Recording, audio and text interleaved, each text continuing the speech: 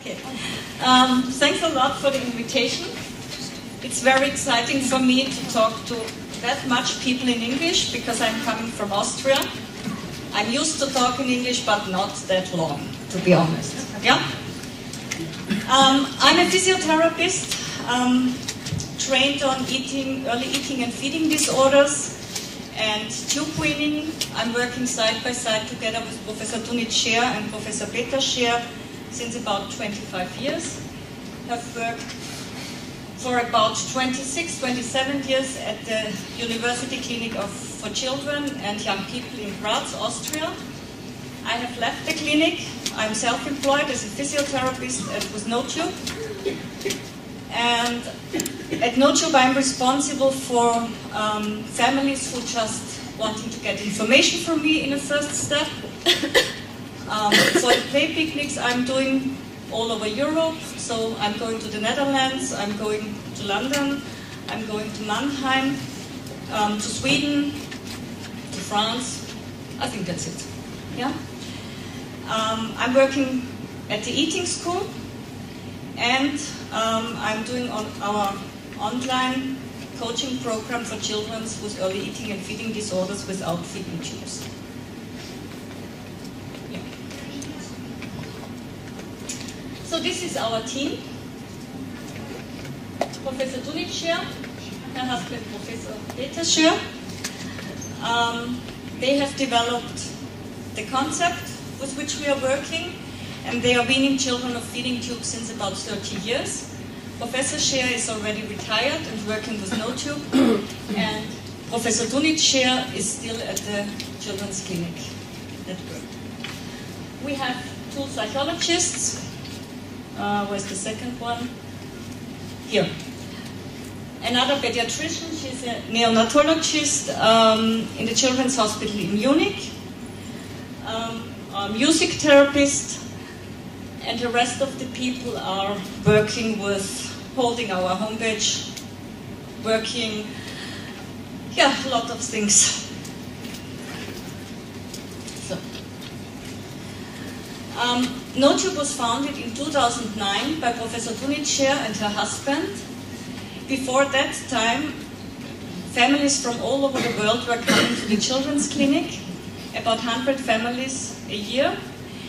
And at the clinic we had a short time of 3 weeks for our tube weaning programs, and it did not work in the way we wanted to work with our families, because the clinic didn't provide any support afterwards and no support before.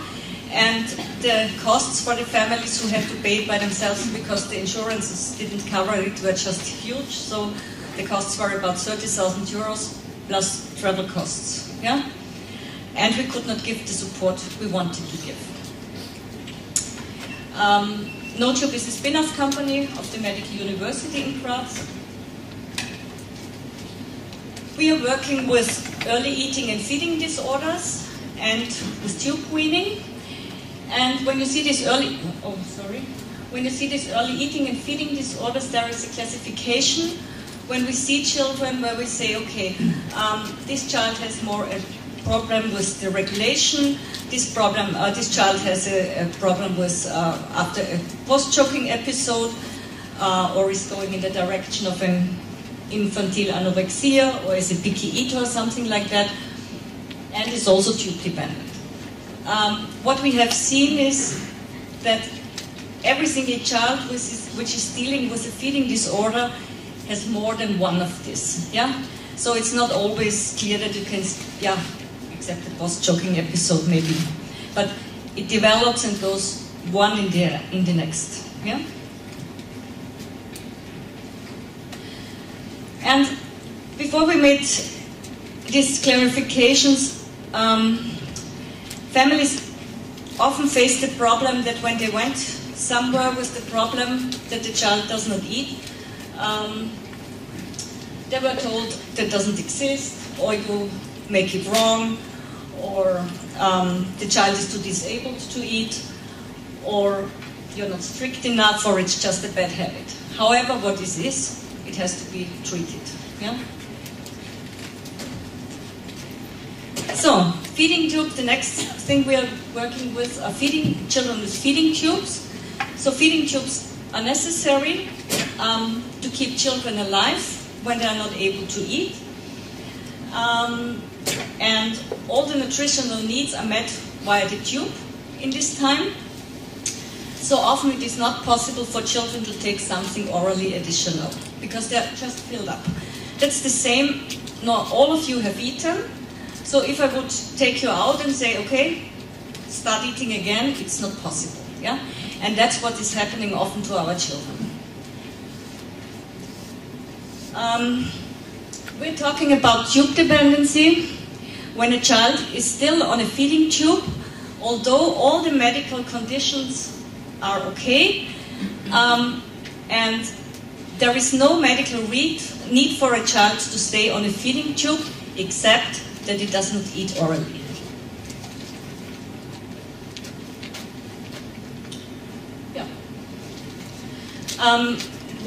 Yeah. Of course, we see families when children are not able to come off the tube, and most of these children have side effects from the feeding tube. If it's working easy, we don't see them. Yeah? So the side effects are nausea, sweating, retching, gagging, vomiting, constipation, diarrhea, granulation tissue, skin irritation, nasopharyngeal discomfort, impact on the appetite, reflux or food refusal, and most of the families say that their child has 2 of these side effects at least. There are different stages of tube dependency, depending on how much the child is able to eat orally. It's just a classification for us. Our medical professors have developed the Kramer Model. That's the concept with which they are weaning children off the feeding tube. And it has developed in the hospital in Graz, where on the one hand we had the psychosomatic ward with the nurses, the therapists like speech and language, occupational therapists, dietitians, we had psychologists, and out of that, an interdisciplinary, multidisciplinary team developed, and these play picnics were something what our medical professors just developed by accident about 30 years before, because they came into a room where there were no tables or something else, and they said, let's just sit down. Yeah? So it's that easy.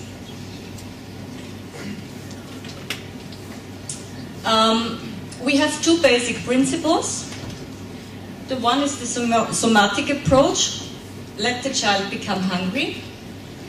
And here is a big difference between becoming hungry and starving a child. So what we are not doing is we are not starving a child. Yeah? Starving means if you take away the tube feeds and don't offer the child any kind of food. So for example, you say, okay, I skip the first 2 tube feeds. If the child doesn't eat in the morning, it doesn't get anything until lunch. That does not work. Yeah? So the children which we treat are allowed to eat the whole day a little bit. They are taking 2 sips there and 2 sips there. So it's fine just to get in contact with the food, to start to trust the food. And when the tube feeds are going down in a certain way, then they will also start to make the connection between being hungry and eating and feeling better afterwards. And the second point is the psychological or the developmental approach. We increase the autonomy of the child. That means the child is taking the lead. Yeah? That means on the one hand, as soon as a child is able to do anything by itself, it can do it. Yeah? So even in the play picnic, it's just important that they're dealing with food, they're making their experiences, they can jump on the food, they can throw it, they can lick it, they can do whatever they want. Yeah? Just to get in contact and make their experiences. Yeah, the treatment is done by a multidisciplinary team. It's a family-based treatment where we want the whole family to participate, especially also the siblings. Grandparents are great as a support. And the concept was developed at the University Clinic in Graz. When we are going down with the tube feeds, we are going down very quick. Yeah? So normally on day 8, we'll by 0 tube feeds, and this red line is the intake. Yeah? So there are some days where the intake is very, very low, and then it starts to catch up. It's of course, it always depends on the medical history of the child, the age of the child, the growth charts of the child, and the possibilities of a child. So every wean is tailored to the single child. There is nothing where you say, you do it in the same way with a 3-month-old baby and a 10-year-old child. Yeah? But the direction or the route is always the same. And what we are giving is we are giving a daily support. That means you can adapt every single day, and the tube feeds are calculated every single day. And it's just important for parents to get the support, because a lot of things are happening and they don't know what to do. Yeah? So we give 24/7 support, even on Saturday, Sundays and bank holidays, of course, because you can't stop the wean. It's more important to support parents in what to do and to stay calm and stable than to work with the children in this way, because the children need time to adapt, and in the first step when we reduce the tube feeds, they are just happy that they feel better. Yeah?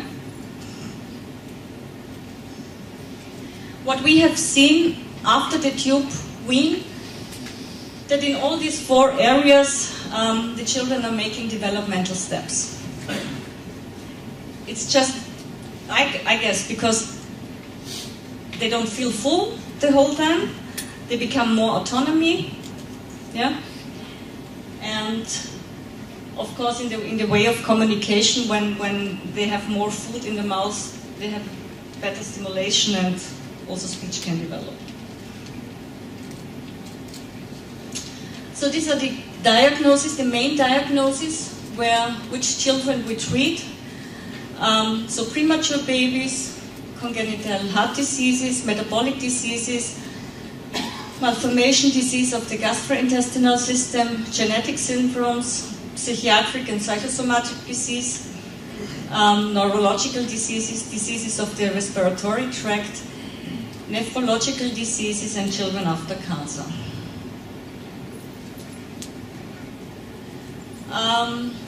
What do we offer now? So, NoTube is a private clinic, and we are offering 2 services. The one thing is the telemedical treatment, where families can stay at home in their common environment, and the second thing is we offer on-site services.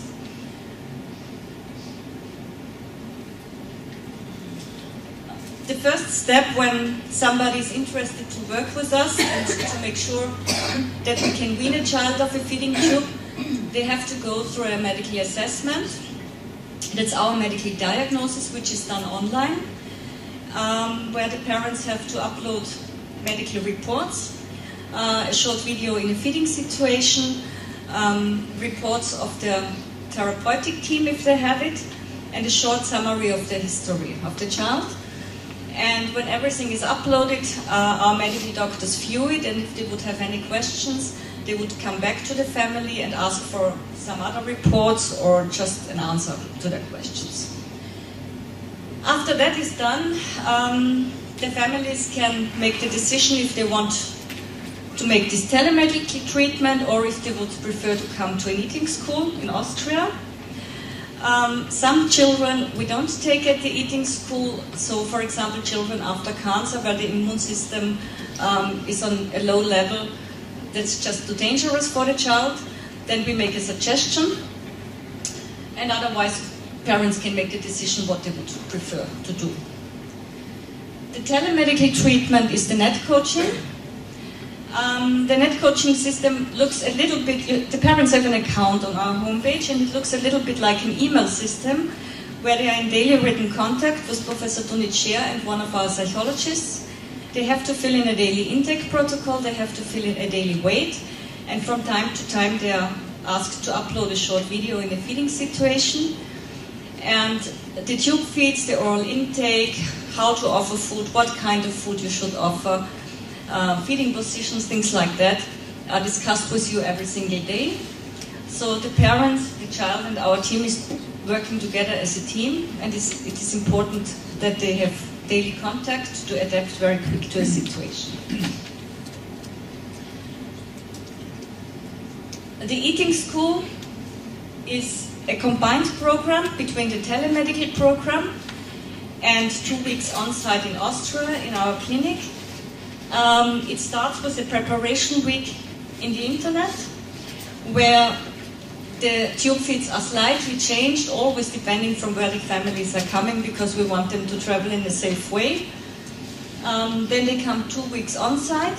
Here we have a tailored program of 3 play picnics a day, a medical round, group sessions,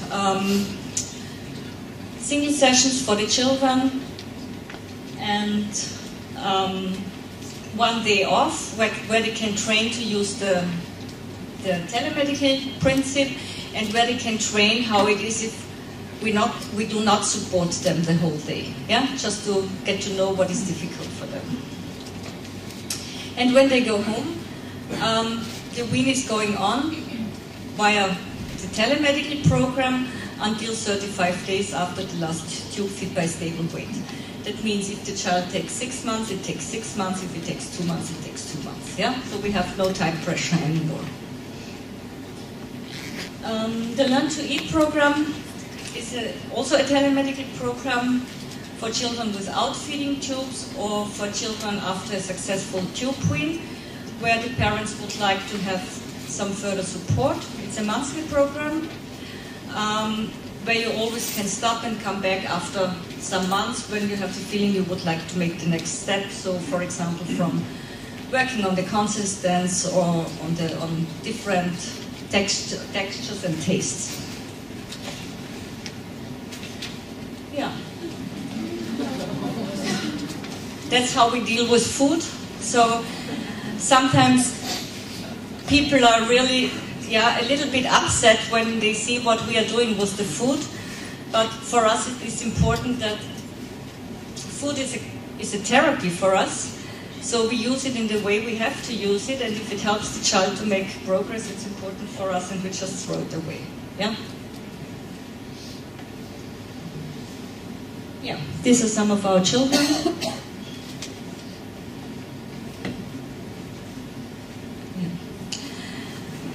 I would like to show you a short video with a TOFS child, which has been at an eating school for us. Where is... thank you. I can't handle it.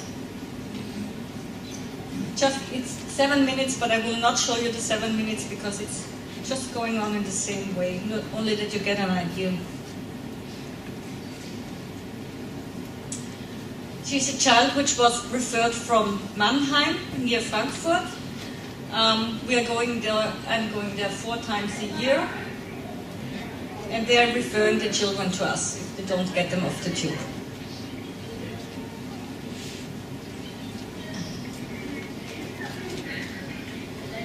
So this was at the end of the first week. Oh, sorry. Oh my God. I put it away. It's better for me, I guess. She has not eaten anything before, and she started to drink her milk bottle, and she started to eat these crunchy chips, which dissolve very easy.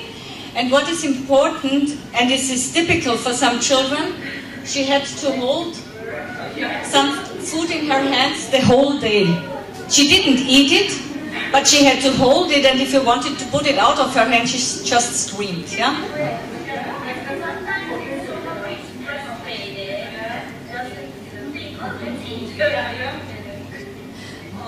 So it's just important for us to offer it in a way where she doesn't come under stress. And what is also important with these children, for example, you you're not allowed to look at them. Yeah, as soon as you look at them, they're just finished. Even if you would put her in a high chair, she's finished. Yeah, before you start to give her something. And of course, this is not the end. Yeah, but it's a way how you can step in, get her interest. Yeah, and she can do it in the way she wants to do it.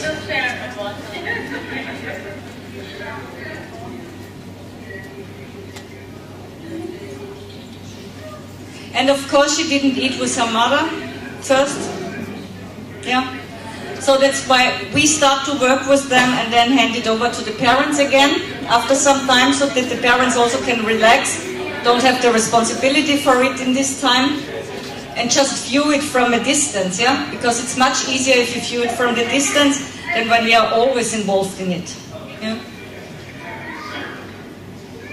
yeah, that's going on for 7 minutes. Okay. Okay, thank you. Any questions I can answer?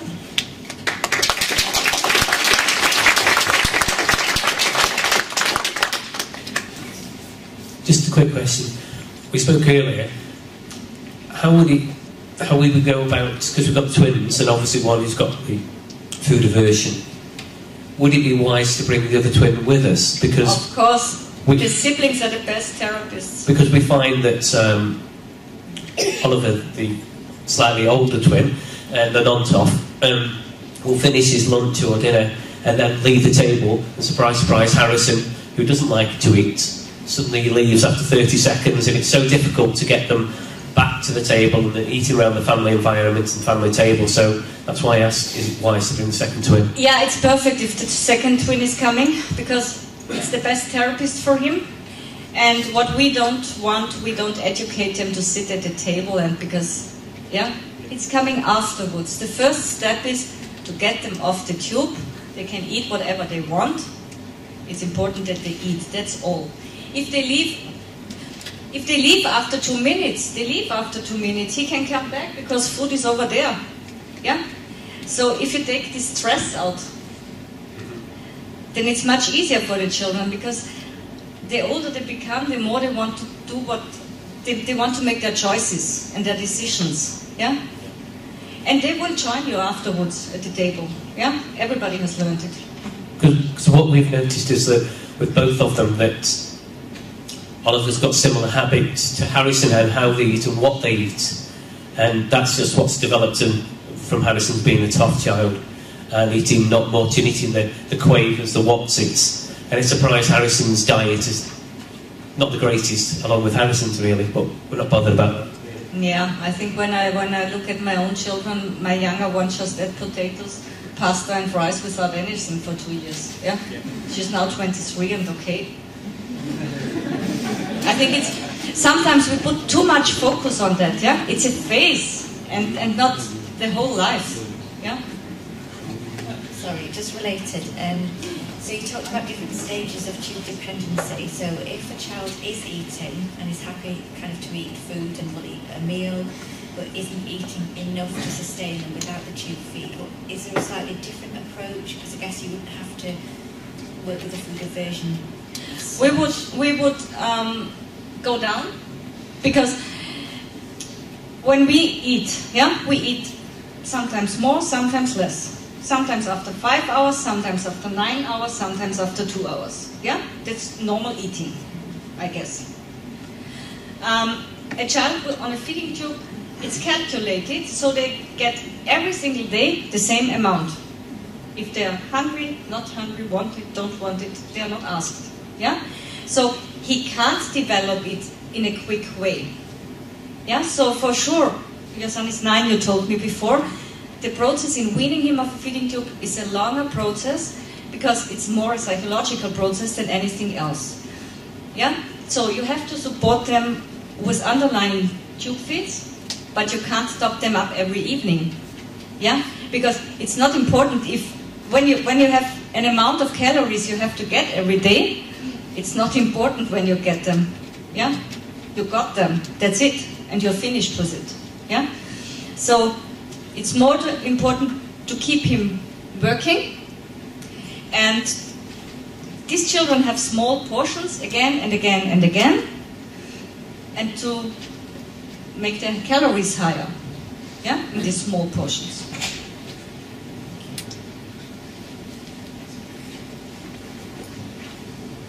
My son has a complete bilateral cleft lip and palate. What? A complete bilateral cleft lip and palate, Yep. and a TOF away. Yeah. So he's had a lot of surgery around his mouth. He's still got a lot of surgery to come around his mouth, and he's food averse. And he has his tube. He will take his bottle, and he has to be in complete control of any finger food that he has. So it comes down his nose, he chokes, he has his stickies. Would he qualify for your program? Because my salt team can no longer help me. So if he is able to swallow, what food is going good? Wotsits and rusks. Any puree, he refuses puree. If you put puree on a rusk, he'll turn the rusk round so that it doesn't have the puree What on is it. a rusk? Like a big biscuit, Okay. big baby biscuit. Yeah. And he's only started them in the past week. Okay. Does he drink something? Only through his bottle because he has his cleft, so he can't suck. And So all of these brilliant cups that are no drip don't work. yeah. And what does he drink? Milk. That's the only thing I can get him to drink through his bottle. Yeah. And then top him up through his tube because he tires, Yeah. because of his TOF, and then because of his cleft. So he can swallow. That's the point. He's taking his bottle. I think it would be the work on getting something different in his bottle and give him completely the control. What you can't do with a child like him is to start and feed him. Yeah. So he has to be allowed to make his decisions. And also when this stress is coming out because you have the tube, yeah, what is necessary for him to be medically safe and afraid is given via the tube, yeah. And it's a process where he's making his decisions, and of course he can drink his milk out of his bottle. It's not a problem at all, yeah. You can live on fluids until you're 90, yeah. And maybe it would be possible to change it to a high caloric milk. Then he would. Yeah, he does have that. Yeah, that's perfect. You just let him do his own thing. Mm-hmm. Just let him play. I let him play with the food, but Mm-hmm. the thing is, my salt team have turned around and said, I can't help you. He's I so think he can. unique. I think when he's drinking his milk bottle willingly, then he can be weaned on this bottle with his milk. Yeah. Then he just has to drink more. Thank you. Thank you. Thank you, Eva, for your presentation.